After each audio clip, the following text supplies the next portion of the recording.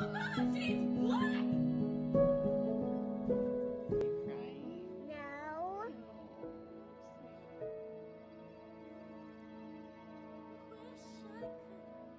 Afin que la citoyenneté soit une force sur laquelle l'État peut s'appuyer pour développer le pays, il est nécessaire de mettre en place une politique de valorisation de l'identité nationale.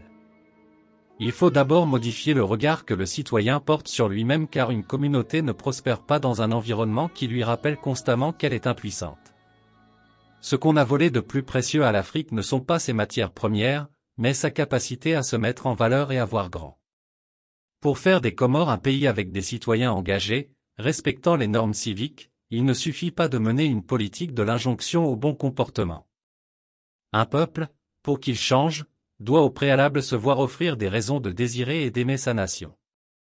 Lorsqu'une population est suffisamment consciente de sa propre valeur, elle cultive le désir de poursuivre des objectifs de plus en plus élevés. Si une communauté se trouve dans l'incapacité de reconnaître ce qui constitue sa grandeur, il devient difficile pour elle de se fixer ses propres ambitions de développement. Le mensonge que l'on se raconte, c'est souhaiter le développement tout en se dépréciant. Ôter de l'imaginaire du Comorien le fantasme de l'échec, implanté par le poison colonial est un préalable fondamental. Lorsque nous analysons les fondements de la modernité européenne, nous nous rendons compte qu'elle repose sur la vision complètement subjective d'une société qui prétend être l'héritière d'un passé lointain et glorieux. En effet, les Grecs de l'Antiquité sont racontés comme des personnages clairvoyants, une illustration parfaite des savoirs scientifiques, artistiques et politiques. Ce postulat culturel a permis aux populations européennes de revaloriser leur identité et de s'appuyer sur un imaginaire stimulant. Ainsi, quand la société comorienne se reconnaîtra dans une histoire qui la glorifie, elle dira oui à un avenir qui lui promet une renaissance encore plus glorieuse. Par conséquent, il est nécessaire de développer un récit national valorisant.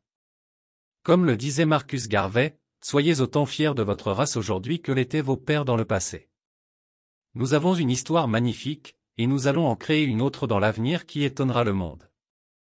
Si les jeunes grandissent dans une société qui leur laisse entendre qu'ils sont les héritiers d'un pays, d'un continent, qui peut effectuer de grandes réalisations, alors leurs actions futures seront grandement motivées. Le peuple comorien a besoin de s'appuyer sur un récit fait de héros et d'actes de bravoure.